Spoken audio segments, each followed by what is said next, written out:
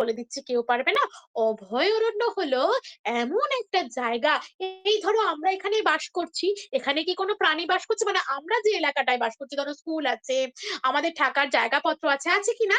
আচ্ছা, তোমরা কি দেখতে পাও যে এখানে পশু পাখি বেশি না মানুষজন বেশি? কে বলবে? হ্যাঁ, ঠিক বলেছ অরিত্রী, এখানে মানুষজন বেশি।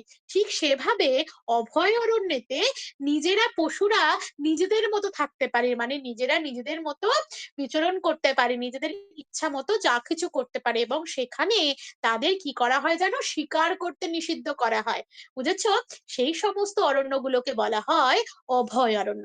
এবার জানো তো, ধরো তোমাদের বাড়িতে রান্না হয় তো, হ্যাঁ, এবার ধরো কোনো খাবারটা তোমাদের ভীষণ খেতে ভালো লেগেছে, কিন্তু দেখলে বোন সবটা খেয়ে নিয়েছে, তারপরে কি তুমি সেটা পাও আর? হ্যাঁ, ঠিক বলেছো, পাও না। তাহলে কোনো জিনিস যখন না পাই বা হারিয়ে যায়, তখন সেটা আবার আমরা পেতে পারি না। ঠিক সেইভাবে এরকম চোরা চোরা কতগুলো শিকারী বেরিয়েছে জানো তো, তারা খুব দুষ্টুমি করে। এই সমস্ত পশুগুলোকে, অভয়ারণ্য থেকে পশুগুলোকে কি করে জানো তো? শিকার করে। কেন করে জানো? এই সমস্ত পশুর নখ এবং পশুর দাঁতগুলো তারা বিক্রি করে, এবং চামড়াগুলো বিক্রি করে, জানো? চামড়াগুলো বিক্রি করে তারা অর্থ উপার্জন করে। সেই জন্য কি হয়েছে, সমস্ত পশু হারিয়ে যাচ্ছে। তাই তো বাঘ খুঁজে পাওয়া যাচ্ছে না, জানো? এই জন্য বাঘ শিকারীদের অভয়ারণ্য থেকে বাঘ শিকার করতে সবাই বারণ করেছে, যাতে বাঘ না শেষ হয়ে যায়। ঠিক যেমন খাবার শেষ হয়ে গেলে তোমরা আর পাও না, সেরকম বাঘ যদি শেষ হয়ে যায়, তাহলে তো বাঘ বিলুপ্ত প্রায় প্রাণী হয়ে যাবে। তাই আমাদের শিকার করা নিষিদ্ধ। বুঝতে পেরেছো সবাই? তাহলে আজকে আমরা কি শিখলাম? যে আমরা বনের প্রাণীদের শিকার করব না, তাদের মতো তাদেরকে নিজেদের মতো বাঁচতে দেব, তাই না? ঠিক আছে, বেশ, পরের ক্লাসে আমরা আরো অনেক কিছু জানবো। ততক্ষণ এখানেই এই পর্যন্তই থাক। সেই ম্যাডাম তো। খুব ভালো হয়েছে, 5-এ 5। কিন্তু কেন নিষিদ্ধটা যদি প্রথমে বলেন তাহলে এটা একটু সুবিধা হয়। আচ্ছা, আচ্ছা বাচ্চারা বড় তো, এই যে বাঘ ধরা নিষিদ্ধ, এটা কেন পোস্টারটা এরকম ভাবে যদি শুরু করেন না, আরো এনগেজমেন্টটা বেশি হয়। বলতে হ্যাঁ, পারলেন? আরেকবার বলুন। আমি শুনতে পেলাম না ঠিক মতো, আরেকবার বলুন। বাচ্চাদের এনগেজমেন্টটা বেশি হবে যদি আপনারা তাদের কে কোশ্চেন থ্রো করে দেন, কেন বলতো বাঘ ধরা নিষিদ্ধ এই পোস্টারটা আচ্ছা, ঠিক আছে। এরকম ভাবে থ্রো করেন প্রথমে ক্লাসটা শুরুটা, আচ্ছা, বুঝলেন তো? আশা আচ্ছা, আশা করছি বেটার হবে। আচ্ছা, মানে আমি যেটা বললাম মোটামুটি ঠিকঠাক আছে তো? হ্যাঁ হ্যাঁ, 5-এ 5, কিন্তু আরেকটু এনগেজমেন্ট হবে প্রথমে কোশ্চেন থ্রো ঢুকলে, কোশ্চেন থ্রো করে ঢুকলে, ঠিক আছে? আচ্ছা, মানে তাদের চিন্তা শক্তিটা বাড়ানোর জন্য হ্যাঁ হ্যাঁ প্রথমে হ্যাঁ, কোশ্চেন। অ্যাকচুয়াল তো থিঙ্কিংই ঠিক আছে, করাবো। তারাও তো আমাদের ঠিক মতো আছে, মানুষ হবে ভবিষ্যতে, তাই না? ঠিক আছে স্যার। আচ্ছা, নেক্সট স্যার, আমার নেক্সট একটা টপিক দিয়ে দিন। নেক্সট আমার আরেকটা ক্লাসের জয়েনিং চলে এসছে। স্যার, আমাদের একটা টপিক দিয়ে দিন, আমরা আরেকটা করে করে দিন, আপনি চলে যাবেন। না না, আপনারা রেডি করেন। আমি তো বলছি যে আপনারা বলেন আমাকে যে স্যার টপিক খুঁজে পাচ্ছি না স্যার, কি বানাবো। আমি তো এতগুলো টপিক আজকে খুঁজে বার করলাম, কি করেন আপনারা কে জানে। স্যার বলবো স্যার মেঘটা? নেক্সটটা বলেন।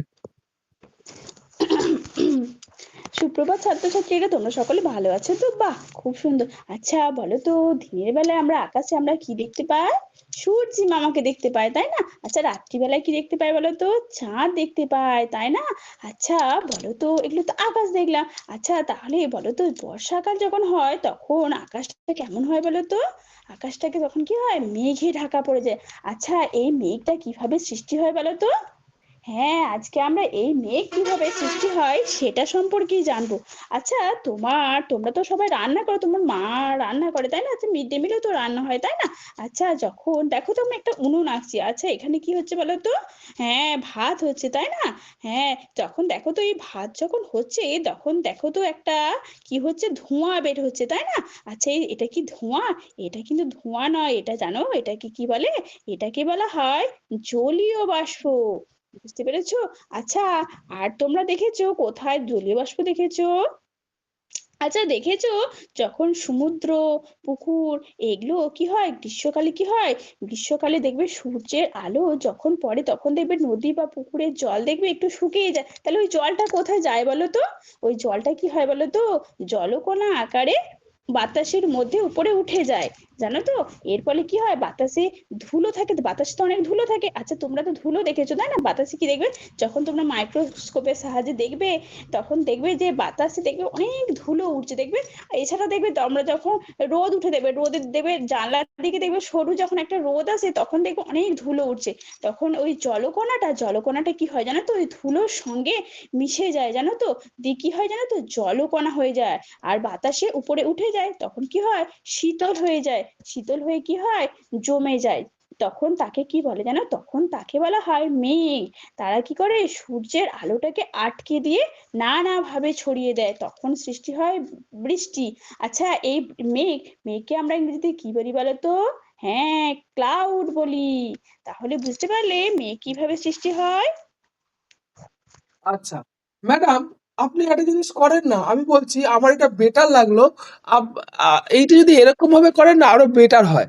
যেমন অ্যাক্টিভ এনগেজমেন্টটা আরো বেটার চাইছিলাম, যেমন আপনি যদি শুরু করেন, আচ্ছা বাচ্চারা তোমরা আমাকে আজকে একটা জিনিস বলো তো, এই যে এই বৃষ্টির জলগুলো, এই জলগুলো কোথায় থাকে বলো তো?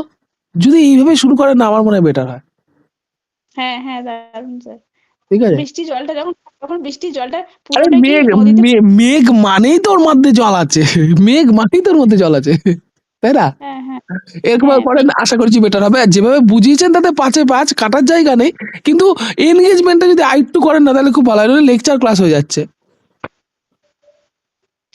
হ্যাঁ স্যার, যখন বৃষ্টি পড়ে তখন বৃষ্টির জলটা কি হয় বলতো, দেখবে অনেকটা কি হয়, মাটির সঙ্গে চুষে মাটিটা কি হয়, শুষে নেয়। এর ফলে দেখবে মাটিটা সোঁতা সোঁতা হয়। এটা কি হয়, উপরের দিকে দেখবে উঠে যায় জলটা, কি হয়, জলটা অনেকটা জলীয় বাষ্প আকারে কি হয়, উপরে উঠে যায়। এর ফলে কি হয়, বাতাসে ধূলিকণা থাকে, বাতাসের ধূলিকণার সঙ্গে মিশে কি হয়, মিশে জমাটবদ্ধ হয়ে উপরে শীতল হয়ে যায়। শীতল হয়ে কি হয়, মেঘ হয়। মেঘ থেকে ব্যাস, আবার কি হয়, বৃষ্টি হয়, এরকম। ব্যাস, ব্যাস, এরকম এরকম। তোমরা বলো হুম। তো আজকে আমাকে, এই মেঘের মধ্যে জল থাকে কি করে, বা এই বৃষ্টির জলটা কোথায় থাকে, এরকম ভাবে মানে যতটা সম্ভব ইজি কোশ্চেন করার, মানে ইজি কোশ্চেনটা ইজি হবে। এই বৃষ্টির হ্যাঁ জলগুলো কোথায় থাকে, সত্যি তো, বৃষ্টির জলগুলো কোথায় থাকে, এরকম ভাবে যদি হ্যাঁ কোশ্চেনটা করেন তাহলে আর বেটার হয় আশা করছি।